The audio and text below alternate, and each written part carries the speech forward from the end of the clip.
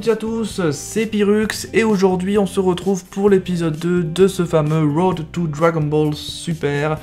Ça c'est de l'accent, je suis fier de moi, c'est ouf. Ou pas. Alors dans cet épisode 2, qu'est-ce que je vais vous proposer? Parce que c'est vrai que finalement dans l'épisode 1, tout ce que je vous avais dit de faire, c'était de regarder la première saison, si on veut, de Dragon Ball Z, soit en normal, soit en Kai, pour ceux qui avaient du temps ou non.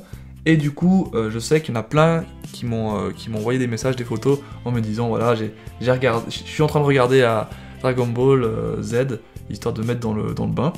Alors ça avait pour but justement de nous réunir afin d'attendre ensemble la venue de DBS. Et du coup déjà j'ai hâte, j'ai encore plus hâte, parce que maintenant que j'ai regardé un petit peu du DBZ, ouf, ça fait trop plaisir d'ailleurs de voir du DBZ, hein. Ça fait franchement plaisir. Donc moi j'ai regardé du DBZ Kai. Ça fait vraiment hyper plaisir, ça nous rend nostalgique, ça c'est ouf. Donc il y en a plein, bien évidemment, qui m'ont envoyé des messages en me disant, voilà, moi je suis déjà à tel ou tel endroit, donc est-ce que je dois re-regarder depuis le début? Donc il n'y a pas de devoir, c'est juste que moi j'ai proposé cette démarche pour ceux qui ne l'avaient pas imaginé ou pas commencé, c'est clair. Pour ceux qui ont fini, parce qu'il y en a qui viennent à peine de finir par exemple, je vous demande pas de re-regarder tout, ça n'a aucun sens. Idem pour ceux qui sont dans la saga Boo actuellement parce qu'ils ont suivi des Bekai depuis le début. Pas de reprendre depuis le début quoi, c'est juste pour ceux qui ne savaient pas, qui étaient comme moi, qui étaient en attente déjà depuis une dizaine d'années quoi. Moi ça fait environ 10 à 12 ans que je n'ai pas regardé Dragon Ball, hormis un petit peu les Kai à l'époque où c'est sorti, donc c'était en 2009. Et du coup, voilà, donc ça me faisait plaisir de vous proposer ça. Dans cet épisode 2, du coup, et dans les prochains, je vais vous résumer, si on veut, l'histoire de Dragon Ball Z en plusieurs parties, étapes, sagas, arcs, comme vous voulez, vous avez compris. Je vous ai proposé de regarder en une semaine, donc c'était tranquille, hein, je trouve, les 18 premiers épisodes de Dragon Ball Kai, c'est-à-dire la venue des Saiyans. Vous voyez le truc? Donc sur des BZ c'est un peu plus long que 18, je pense que ça doit être le double, donc une trentaine, et voilà, je vous proposais de regarder. Donc bien évidemment ceux qui avaient plus de temps, une semaine c'était mieux de regarder des BZ normales, et pour ceux qui avaient moins de temps comme moi, j'avais vraiment pas du tout de temps, j'avais une chier de test, j'ai réussi à caser ces 18 premiers épisodes. Et du coup, qu'est-ce que j'en pense et qu'est-ce que vous en pensez, ceux qui ont regardé soit des BZ, soit des BZ Kai, dans le sens que, bon, pour ceux qui ont regardé des BZ Kai, j'aimerais bien avoir votre avis, si c'est le même que le mien, etc. Mais moi, ce que j'ai trouvé bien dans ce début d'histoire de DBZ, c'est qu'on a franchement vraiment un découpage d'arc très à la shonen, mais très facile à comprendre. C'est-à-dire qu'on a en premier temps un flashback, on a ensuite un combat donc contre Raditz, on a l'entraînement de tout le monde, parce que bon, ils se sont fait rétamer. Après, il y a eu encore un combat et encore un combat, le gros combat si vous voulez, de boss. Un contre Nappa et un contre Vegeta. Donc vous voyez, c'est vraiment un découpage très simple, qu'on retrouve souvent dans les shonen, on va dire, plus connus, comme Bleach par exemple, on a retrouvé ça au début, hein, où Ichigo se fait rétamer. Idem, ici, on a un Goku qui se fait rétamer. Aujourd'hui, je vais tenter de diviser ça en 4 parties, la partie justement Raditz, la partie entraînement, la partie Nappa et Vegeta, en vous disant un petit peu comment j'ai fonctionné. Alors moi, quand je me suis mis à regarder les épisodes, déjà en fait, la première chose que j'ai faite, j'ai noté en tous les personnages qui apparaissaient pour savoir en fait à quel moment ils apparaissaient, etc. Histoire de voir en fait pourquoi Akira a décidé de les faire venir à ce moment-là, et pas plus tôt ou pas plus tard. Vous voyez le truc? Histoire qu'on sache un petit peu comment ils entrent en jeu. Donc on commence des Bekai et des BZ, du coup, j'imagine que ça commence la même chose, avec un gros flashback dans l'épisode 1, avec, on va dire, il raconte l'histoire de Dragon Ball en disant que Goku, en gros, a sauvé la planète Terre face à Piccolo, si on veut. Enfin, il s'appelle Daimao. Et du coup, maintenant, bon, ben, Goku est sur Terre, et puis il a fait ce qu'il fallait. Avant ça, ils ont aussi raconté que Goku est né, il vient d'une planète, la planète Vegeta d'ailleurs, et c'est un, je sais pas s'il dit c'est un super guerrier, oui, il dit c'est un super guerrier en gros, et que, voilà, son père a protégé sa planète jusqu'à ce qu'il se fasse buter par Freezer, qui a complètement détruit la planète des super guerriers, et du coup il n'y a pas beaucoup de survivants. Voilà, c'est tout ce qu'on sait au début. On sait après que Sangohan, le grand-père aussi de Goku, l'a recueilli, et on saura aussi plus tard que c'est Goku qui a tué son grand-père. Mais bon, voilà grosso modo, et après on revoit tous ses amis d'un coup, hein, Krillin, Hanko, Bulma, etc. On les voit vite fait, comme quoi on a bien condensé en fait les Dragon Ball ont une seule moitié, même pas tiers d'épisode. Donc c'était bien efficace pour nous remettre dans le bain, parce qu'il faut savoir qu'à l'époque, il y avait quand même un petit bout de temps, je crois, entre DB et DBZ. Donc voilà, pour ce flashback. Maintenant, je vais attaquer à la première partie, et donc avec Raditz.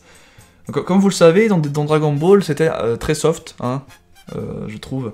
Et du coup, voir dans ce DBZ directement un peu de l'action, c'est ce que on s'attendait pas en fait à avoir autant d'action dès le début. Et cet arc des Saiyans est un peu l'arc qui va vraiment mettre la puce à l'oreille à tous ceux qui regardent DBZ en se disant voilà, ça c'est plus le même. C'est plus le même Dragon Ball, le truc enfantin, ça n'existe plus maintenant, c'est un truc sérieux. Et ça va chier des trucs de ouf. Et c'est ce qu'ils ont fait avec ce premier arc qui est tout simplement un très bon arc pour débuter une grande série. Et donc là, avec cette première découpe, on a donc Raditz, le frère de Goku. Donc déjà là, c'est sympa parce qu'on touche à la famille. Pour un petit peu revenir aux sources si on veut, parce que c'est vrai que s'il avait introduit un personnage random, ça n'avait pas de sens. Là, le fait que ce soit le frère, il y a un espèce d'attachement, un lien qui s'est créé déjà à l'époque. Et en l'occurrence, Raditz en veut à son frère Goku de ne pas avoir fait ce qu'il fallait, parce que Goku a été programmé, si on veut, pour détruire la Terre, pour ceux qui ne savaient pas. Voilà. Maintenant, ce qui est intéressant aussi dans ce premier arc, c'est que les puissances de chaque guerrier peut être calculée. Parce que dans ce premier arc, et aussi dans le prochain, les puissances sont pas si élevées que ça. Et du coup, les détecteurs de puissance sont assez puissants, on va dire ça comme ça, pour pas se casser, mais pour justement détecter le niveau de puissance et savoir s'il est plus fort que le guerrier qui possède le détecteur. Vous avez compris le truc. Voilà. Bien sûr, ce qu'avait le détecteur, c'était pas Goku et ses amis, hein, c'était bien sûr les Super Saiyans. En l'occurrence ici, Raditz. Alors il faut savoir, parce que maintenant, vu que je vous ai parlé de puissance, j'ai bien évidemment vous parler un petit peu de, à ce moment-là, Goku, combien il a de puissance, par exemple. Il faut savoir que Goku, à ce moment-là, avec ses habits, on va dire, plus lourds, parce qu'il a des habits plus lourds, il a 334 de puissance, donc c'est quasiment rien quand on sait que maintenant il atteint des millions. Il a 334 de puissance, ce qui fait le guerrier le plus fort de la planète Terre, parce que bon, les humains, ils varient entre 1 et 10, quoi. C'est pas très bon, enfin c'est pas très bon, sans compter Krillin et tout, parce qu'ils ont un peu plus quand même. Et donc voilà, il faut savoir que Goku a un fils, maintenant, qu'il a eu avec Shishi, qui s'appelle Gohan. Voilà, hein, ça on le sait aussi, voilà. Et dans l'histoire, il y a aussi Piccolo qui traîne. Mais Piccolo, à ce moment-là de l'histoire, c'est pas un gentil tout gentil Namek Seijin, c'est un méchant, tout simplement, un méchant. Du coup, il est mal vu par tout le monde. Mais par contre, lui, il est pas assez puissant pour battre Goku. Du coup, si on veut, les deux vivent sur Terre, mais ils font rien parce que ils savent que sinon, il y en a un des deux qui va crever ou ils vont se blesser, quoi. Vous voyez le topo. Donc, dans ce combat, Raditz débarque et il fout la merde. Et il faut savoir que Raditz a quand même une puissance de 1200. Hein. Donc, on le sait pas comme ça tout de suite. Hein. On le saura beaucoup plus tard, dans le sens, c'est Vegeta qui nous le dira, qu'il a 1200 de puissance. Mais donc, là, on sent quand même que Raditz a beaucoup plus de puissance que Goku parce qu'il le rétame en 3 secondes. Je vais pas vous raconter tout ce qui se passe. Hein.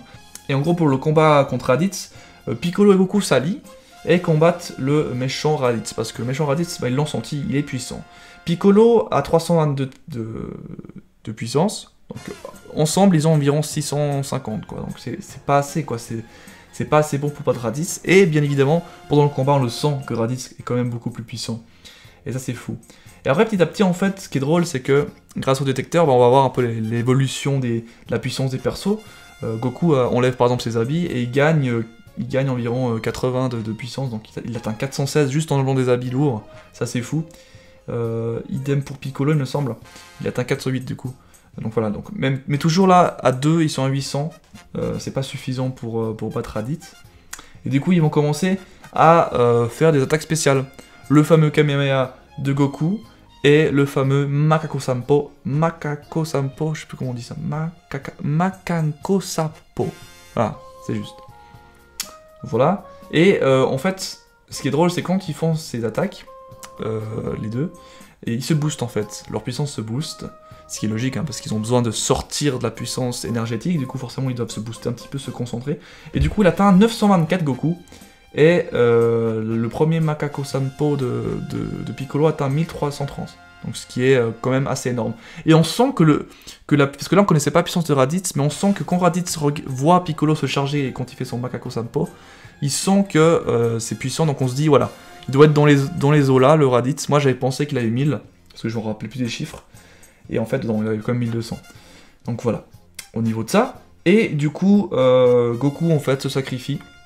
Donc Goku capture, on va dire, enfin, il enlace Raditz pour pas qu'il bouge, et de l'autre côté, Piccolo le défonce avec un Macaco Sanpo, le deuxième, qui lui atteint 1480 de puissance, du coup, transperce le Raditz et transperce du coup le Goku. Donc Raditz est cuit, et Goku aussi. Donc Goku s'est sacrifié pour, on va dire, préserver la Terre, parce que Raditz voulait foutre la merde. Voilà, grosso modo. Comme autres personnages qui ont apparu parmi ces épisodes, parce que ce passage a duré 3 épisodes, hein, l'épisode 1 à 3. On a Bulma, Kame Sennin, Krillin, qui sont montrés, plus en détail, et Vegeta et Nappa, qu'on voit eux, ils sont encore dans l'espace, ils arrivent sur Terre, à cause de ce qui vient de se passer, parce que Raditz a tout rapporté via son détecteur, tu vois le truc. Voilà, ça c'est la première découpe. Donc là on se dit, premier combat, Goku meurt, il reste Piccolo vivant, et on sait qu'il y a 2 gros super guerriers qui débarquent. Là on se dit quand même, voilà, on a besoin de faire quelque chose.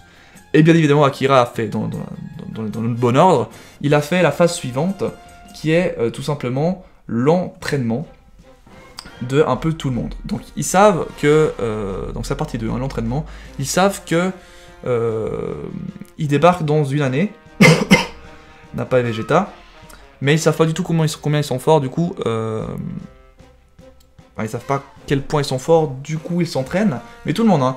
Et bien évidemment, quand je dis tout le monde, c'est vraiment tout le monde, du coup, on retrouve le fameux dieu de la terre avec Mr. Popo, on revoit Yajirobe, Yamcha, Tenshinhan et Chaozu, et voilà, donc eux, tout ce beau monde, ainsi que Krillin et Yamcha qu'on a vu avant, vont aussi s'entraîner avec le dieu de la terre, hein, c'est un petit peu... Goku est passé par là aussi, mais après, il a changé de maître, hein, quand même. Tandis que Goku, qu'est-ce qu'il fait? Donc Goku est mort, du coup, il va au paradis, hein, normal, et il va aller voir Kaio.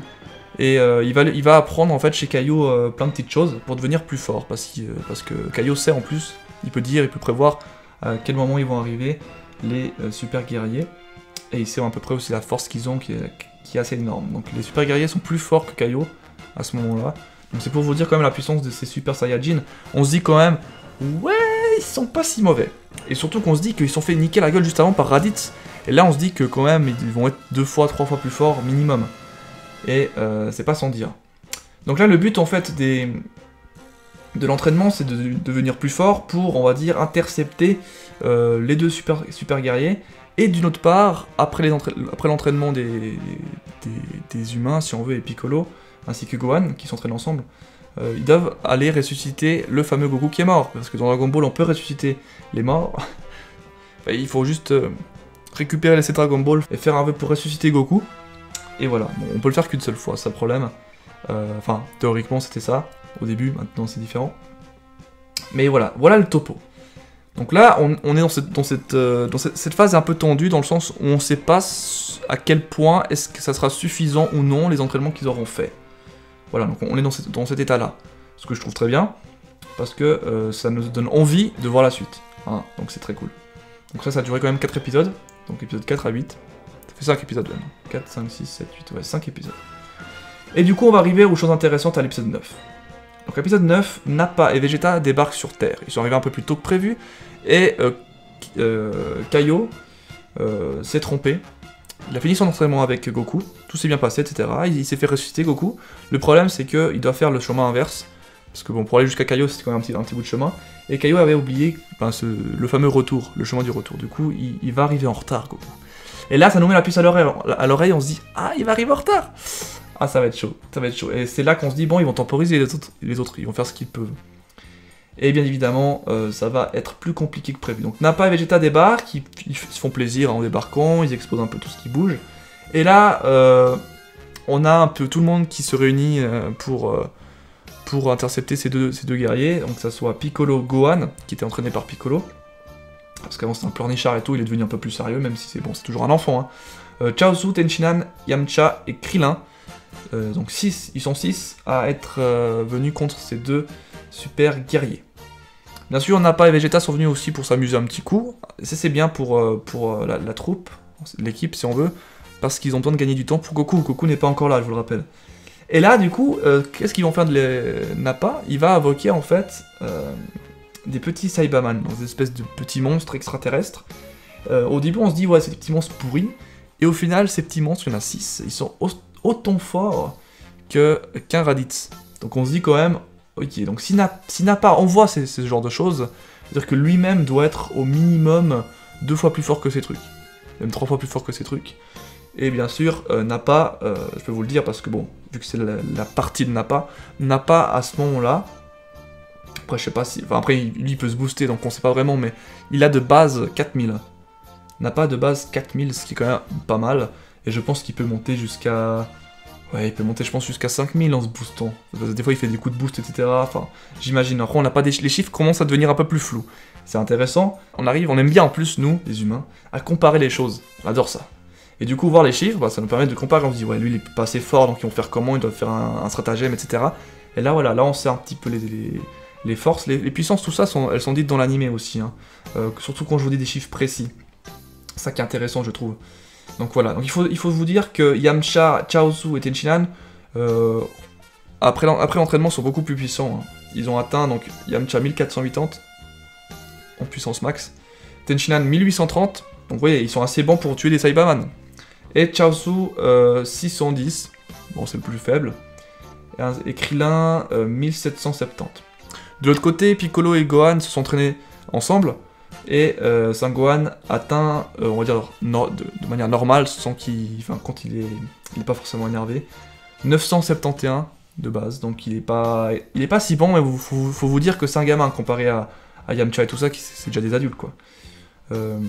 Et finalement Sangohan, quand il s'énerve, enfin vraiment, il fait une attaque qui s'appelle Masenko, c'est l'attaque signature de Gohan, qui lui donne un boost jusqu'à 2800. Donc là, je peux vous dire que c'est assez impressionnant. Quand tu vois le compteur de Vegeta, ou de Nappa, je sais plus, qui regarde comment ça monte, c'est assez énorme. Du coup, ce combat est très très tendu dans le sens où, vu que Nappa, bien sûr, et Vegeta prennent pas vraiment au sérieux les guerriers, bah, ils envoient ces Saibaman. Et malheureusement, déjà, avec ces Saibaman, bah, Yamcha est mort. Yamcha, direct, meurt, à cause, on va dire, d'une mauvaise manipulation. Et bon, après, ils ont réussi à tuer tous les autres Saibaman. Mais quand même, il y en a déjà un qui est mort. Voilà, mort, hein. Quand je dis mort, c'est mort, hein. Yamcha il s'est buté, comme une merde. À cause d'un Saibaman, parce qu'il pensait l'avoir tué, mais le Saibaman, il faisait semblant, etc. Bref. Et là, on se dit, voilà, tac, une mort, elle arrivait vite. Enfin, moi, quand j'ai vu ça, je me suis dit, ah, ok, il est mort, merde, je m'attendais pas, quoi. Et du coup, un combat s'ensuit contre Nappa cette fois-ci. Nappa, il se fait, mais... Enfin, c'est tout le monde contre Nappa, mais Nappa, il se balade, quoi. Il se balade. C'est assez abusé. C'est comme si vous mettiez un Messi dans une équipe du Mexique, random, quoi. Il se balade. C'était assez ouf. Et du coup, suite à ce combat, Chaozu s'est sacrifié pour faire des dégâts à Nappa. Il lui a rien fait. Donc il s'est explosé lui-même, hein, Chaozu. Il lui a rien fait. Tenchinan, il se fait démembrer et il crève aussi. Et je vous jure, Dragon Ball Z, ça déconne pas. Et Krillin, il est mochement amoché, et Piccolo ainsi que Gohan aussi, sont tous vraiment amochés. À cause de juste Nappa. Juste Nappa, il a fait tout ça. Hein. Et du coup, ben, vu que tout le monde était moitié mort, au bout d'un moment, Vegeta voit et perçoit qu'ils ont espoir en quelque chose. Et cet espoir, en fait, c'est Goku. Et il se dit, mais qui c'est ce Goku? Après, il comprend que c'est Kakaroto. Mais il sait pas trop, voilà, il sait pas trop à quoi s'attendre. Il sait que c'est une chèvre, mais il aimerait bien le tuer en fait en face de ses amis. Donc il se dit ouais, allez, je vous laisse 3 heures de répit et puis on attend Goku. Goku, lui, il est en train de rentrer comme il peut et bien sûr, il arrive pas. Et du coup, après ces 3 heures, il est toujours pas là. Nappa Vegeta décide de tuer ceux qui restent, à part Piccolo. Parce que c'est Piccolo, enfin c'est le dieu de la Terre qui a un lien avec Piccolo et qui crée les Dragon Ball, vous voyez. Du coup, ils ont besoin en fait d'informations là-dessus. Et ils pouvaient pas tuer Piccolo. Bref. Donc Nappa doit tuer les autres, enfin c'est l'ordre de Vegeta, et du coup il s'apprête à les tuer quoi. Donc là tu sens quand même que ça vient tendu parce que le fils de Sangohan, il faut pas qu'il crève, Krillin il est quand même important, mine de rien, c'est un petit peu le boost de Goku quoi. Il faut savoir que Krillin c'est celui qui a permis à Goku de se transformer en SSJ, hein, donc c'est un acteur important. Donc il fallait pas qu'il crève non plus. Donc on se disait, ouais il va arriver quand? Donc c'est vrai que bon moi je savais qu'il allait arriver, mais quand on sait pas, c'est vrai que c'est assez tendu. Et il arrive Goku, au calme, et il déboîte tout simplement Nappa. Dans le sens que Nappa, il peut vraiment rien faire. Cette fois-ci, c'est Goku qui se balade, dans le sens que Nappa, il a vraiment aucune chance. Il peut rien faire. Il se fait balader. Il faut savoir que Goku, à ce moment-là, après entraînement du Kaio, il atteint 5000. Donc en mode décompressé, en mode tranquille, il a 5000. Donc il est plus puissant que Nappa. Un petit peu plus, mais ça suffit pour le tuer. Enfin, ouais, non, il l'a pas tué, il l'a bien amoché, et après c'est Vegeta qui l'a tué, son propre camarade, hein. Ça c'est vraiment salaud. Voilà pour cette troisième partie, donc je trouve que cette partie avec Nappa est est encore plus intense que celle de Raditz, parce que là on a plusieurs morts qui se succèdent. Je dirais même que c'était la partie la plus gore, on va dire ça comme ça, des 4 parties, parce que finalement il y en a beaucoup qui sont plus là quoi. On se dit ils vont pas revenir. Certains sont déjà morts une fois, donc ils peuvent pas revenir. Comme Chaozu. Donc ça va être compliqué. Ça va être compliqué. Quand on voit ce passage. Et finalement, les derniers épisodes, donc les épisodes 13 à 17, c'est la partie avec Vegeta. Donc là, c'est une partie qui va être longue dans le sens où ça sera très intense. Il y aura beaucoup de hauts et bas, c'est-à-dire qu'il y a des hautes tensions, des basses tensions, c'est assez bizarre comme combat. C'est un peu un combat à égal, c'est ça qu'il faut se dire. Il n'y a pas un qui a l'avantage. Je dirais plus que Vegeta a l'avantage à ce moment-là parce qu'il a une énorme puissance comparé à Goku. Donc Goku de base, sérieux, il a 8000. Voilà, hein. Donc en mode sérieux, il a 8000. Et il faut savoir qu'en face, Vegeta, sérieux, a 18000. Voilà. Donc on joue pas dans la même cour, tu vois. Là on se dit déjà Goku était bon, mais là Goku se fait dépasser. Et Goku le sait. Goku le sait. Et on sent dans les premiers instants du combat qu'il ramasse un petit peu. On sent qu'il gagne jamais ses combats, enfin ses échanges, et chaque fois c'est lui qui ramasse un petit peu. Du coup il se dit bon je vais me transformer grâce à la technique du maître Kaio, donc le fameux Kaioken. La fameuse technique au corps à corps qui le permet de se booster. Donc il a un Kaioken qui permet de lui faire... Enfin, par rapport au multiple du Kaioken, ça permet de multiplier la puissance de base justement par le nombre de Kaioken. Si vous voulez, s'il fait Kaioken x2, sa puissance sera 16000, parce que 8000 x 2, tu vois. Et s'il fait Kaioken x3, bah ça sera 24000 de puissance, et il est monté jusqu'à 4, donc il atteint à un moment 30000. Voilà. Donc ils se font des échanges, Goku doit passer, enfin est obligé de passer au x3 pour pouvoir faire des dégâts à Vegeta. Vegeta de son côté, on sait pas à quelle puissance il atteint quand il se booste, parce qu'à un moment il se booste, etc. On sait pas vraiment. Là on commence déjà à perdre au niveau de ses puissances le compte, parce qu'au final les détecteurs ne font plus grand effet. Donc là on peut se dire que vu qu'il a de base 18000, on peut se dire qu'il arrive à se booster et atteindre 25000, 26000, 28000 peut-être. Et du coup Goku est obligé de monter à x4, Kaioken x4, donc d'atteindre 30000, même si c'est censé être 32000 si on veut, parce que 8000 x4 c'est censé être 32000. On peut dire qu'à ce moment-là, peut-être, c'est pour ça que j'ai recensé ces chiffres, à ce moment-là il était fatigué, et du coup il n'a pas vraiment 32 000, parce qu'il perd un petit peu à cause de la fatigue, donc il a 30 000, donc ça pourrait être logique. Du coup, il a 30 000, et là par contre il fait des sérieux dégâts à Vegeta, il le déboîte un petit coup, un petit moment, et Vegeta peut rien faire, normal, il y a 12 000 de moins, il peut rien faire, donc il ramasse. Et là on se dit, voilà, Goku, il peut se le faire, c'est bon, il se le fait et tout ça, donc on voit des caméras à la gueule et tout ça.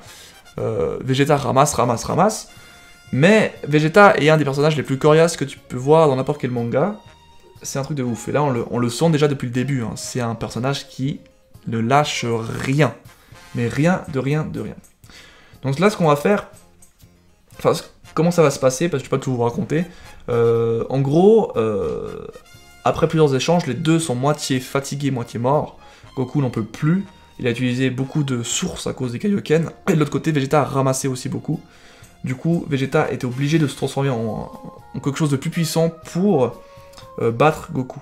Et la seule chose qu'il peut faire, c'est se transformer en gorille. Comme vous savez, Goku et tous les super guerriers peuvent se transformer en regardant la pleine lune. Le souci, c'est que Piccolo a pété la lune. Là, il a explosé pour pas que Gohan se transforme en gorille, justement, pendant l'entraînement. Et même s'il l'a fait, mais il s'est transformé, justement. C'est pour ça qu'après coup, il l'a détruite. Et du coup, il faut savoir que quand tu te transformes en gorille, tu atteins 10 fois ta puissance que tu as de base.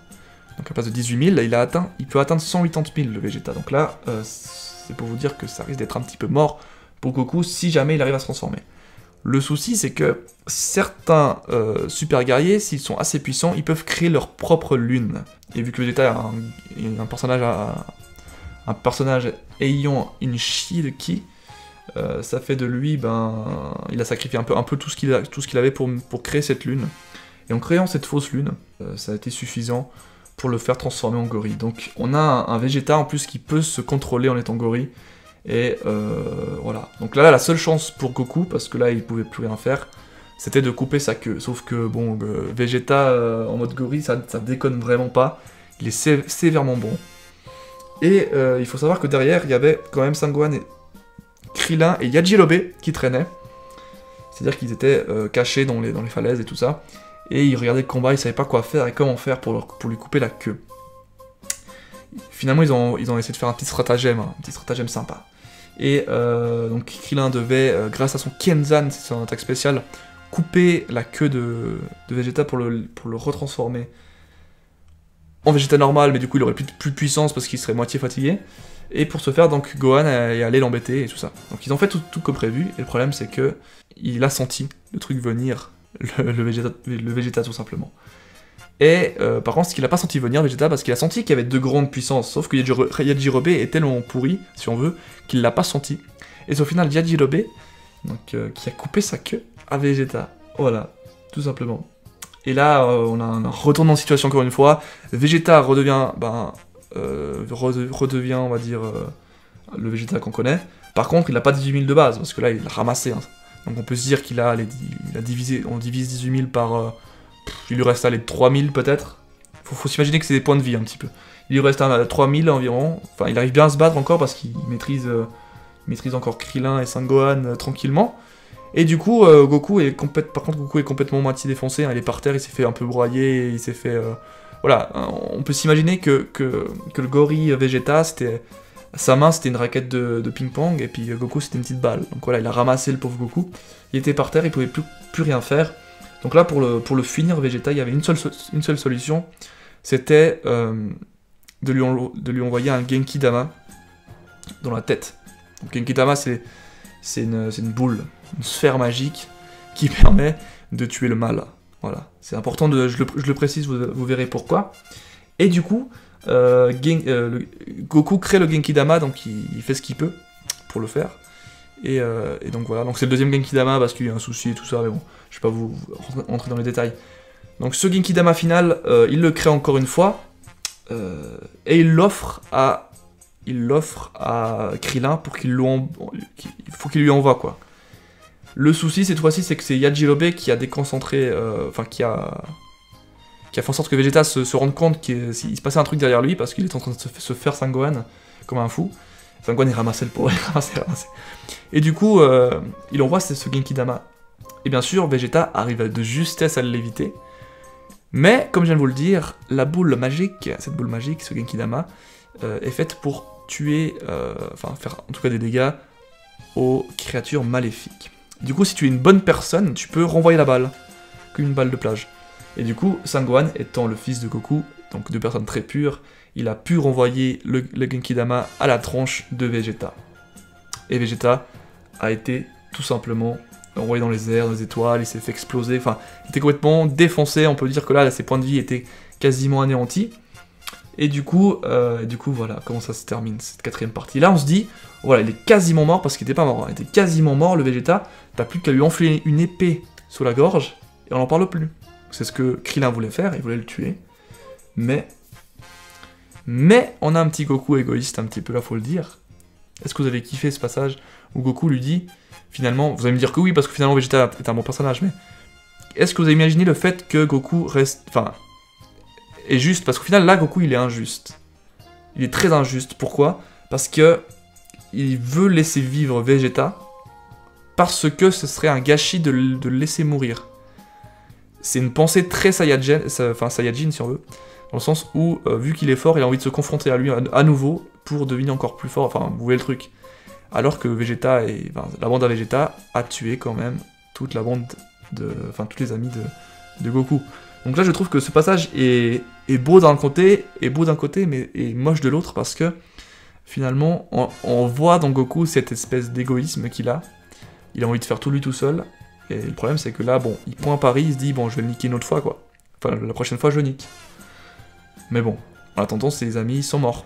Voilà, c'est juste ça, c'est un peu amer quand même, hein, je trouve. Donc il le laisse vivre, Vegeta, et il repart dans sa petite capsule, dans l'espace, pour aller se soigner. Et Vegeta va contrevenir pour lui défoncer sa gueule. Voilà comment ça se termine cette 4ème partie. Je sais pas si vous avez kiffé le petit résumé, enfin le long résumé plutôt, je sais pas combien je suis de minutes. 32 minutes, oulala, c'est vraiment long en fait. J'espère que vous avez kiffé, j'aime bien en fait raconter un petit peu ce que j'ai ressenti. Et pour chaque partie, voilà, je trouve la partie Vegeta intéressante, même si sur la fin, je trouve que c'est sympa de voir la partie, on va dire, super guerrière de Goku, mais ça fait quand même un petit peu mal pour ses amis, je trouve. Et Krillin, il lui dit quand même que ça fait mal. Bref. Et du coup, là, ils vont repartir pour la prochaine quête, c'est-à-dire sur la planète de Namek, parce que c'est là-bas qu'il y a les créateurs des Dragon Ball, et du coup, ils vont aller demander s'ils peuvent recréer des Dragon Ball pour pouvoir ressusciter tout le monde. Voilà, tout simplement. Et là, ils vont rencontrer un autre problème qu'on verra dans le prochain chapitre. Saga, arc. C'est l'arc Freezer. Voilà, du coup, je vais vous lancer sur la suite. La suite, c'est par contre la suite, je vais pas la résumer aussi précisément que ça, sinon j'ai duré 3 heures. Mais je voulais vraiment préciser ce premier arc qui, pour moi, est un petit peu l'arc précurseur de la série, donc c'était important de bien centraliser les choses. L'histoire des puissances, du coup, c'est ce qui a été plus long à expliquer, se figurera beaucoup moins pour la suite, ce sera que des spéculations. Déjà qu'ici, c'était un peu des spéculations sur la fin. Et du coup, il faut se dire que voilà, il fallait vraiment rentrer dans les bonnes bases et comprendre de quoi on parlait. Voilà, tout simplement, je trouvais important de bien résumer cette première partie. Sur Freezer, sur Namek, enfin l'arc Freezer si vous voulez, ce sera différent, je vais vraiment expliquer les grandes parties si on veut, qu'il y aura, en résumant légèrement ce qui se passe. C'était vraiment histoire de bien résumer le début pour qu'on soit au taquet pour la suite. La suite donc, qui sont les épisodes 18 à 54, ce qui fait 36 épisodes à regarder sur Dragon Ball Kai et le double aussi environ sur DBZ. Pour ceux qui ont le temps, je vous conseille DBZ, hein, je vous le rappelle. Pour ceux qui n'ont pas le temps, comme moi, je vous conseille de mater DB Kai. Du coup, ça se fera cette fois-ci en 10 jours environ. Donc dimanche prochain, vu que je sors la vidéo vendredi, dimanche prochain, ça doit être suffisant pour avoir rattrapé Freezer et vous faire une vidéo dessus. L'arc Freezer, je dis. Et du coup, voilà. Donc, les sites pour le streaming, je vous les mets dans la description pour regarder les épisodes de Dragon Ball Kai en VOSTFR. Et pas de téléchargement en fait possible parce que finalement, l'autre fois, vous m'avez fait crash Dropbox. J'ai reçu un message de Dropbox en me disant il y a un souci, il y a beaucoup trop de personnes qui téléchargent votre truc, qu'est-ce que c'est? Et bon, voilà. Donc, du coup, je préférais ne pas leur dire ce que c'était et ne pas avoir de soucis. Voilà, vous voyez le truc. Voilà comment ça se passe au niveau du Road to Dragon Ball Super. Moi, sinon, qu'est-ce que j'en pense de la manière Kai, si on veut. C'est sympa parce que, bon, il change quelques passages. Pas tous les passages sont en mode HD, si on veut. Certaines transformations, certaines phases le sont. Hein, quelques secondes, quelques petits passages. Après, c'est clair que les musiques, pour l'instant, on retrouve un petit peu un remix un peu des musiques qu'on a au début, avec des nouvelles. Donc ça fait un chouette mélange. Mais je sais qu'au final, petit à petit, ça va virer dans le full, un full DB Kai OST, si on veut, sans vraiment rester dans le DBZ, il me semble. C'est ce que je me rappelle. Voilà, donc moi je vous lance là-dessus. J'espère que ça vous a plu. Dites-moi si vous aimeriez que je continue dans ce sens-ci, en racontant vraiment ce que je pense à chaque étape et tout ça. Et voilà, mais vous inquiétez pas pour Freezer, je vais pas être aussi précis, je vais être beaucoup moins, mais en restant toujours assez structuré dans mes propos, je pense. Voilà comment ça va se passer. Ciao, bye bye, c'était Pyrrhux, et à la prochaine pour d'autres épisodes sur ce Road to Dragon Ball Super.